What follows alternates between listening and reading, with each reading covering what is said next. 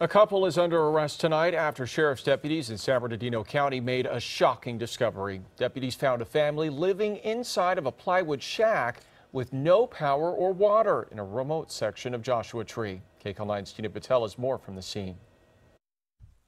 It looks like a junkyard, piles of trash and old furniture scattered everywhere. But San Bernardino County Sheriff's deputies say this was actually home for a family of 5. They've now arrested the parents, 73-year-old Daniel Panico and 51-year-old Mona Kirk, for cruelty to a child. Mike Reynolds has never been on the property, but has lived next door for the last few years. And his family, they lived not too far from here, and they lost their house. And so he bought this lot, and he bought that trailer, and he moved up, and then they were living there, and his goal was to build his dream house. The family had a trailer, but deputies say it was overrun with more than 30 cats. The 3 children, ages 11, 13, and 14, were living inside this makeshift plywood shed. It can get pretty cold and windy out here in the desert, but deputies say there was no electricity on this property, no heat, and no running water.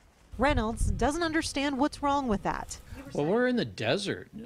People come up here to get away from it all. People come up here to live off of the grid. He says from what he could tell, the children looked healthy and safe. But deputies say they were surrounded by squalor and it didn't look like they had enough food. So they're now in the custody of Children and Family Services.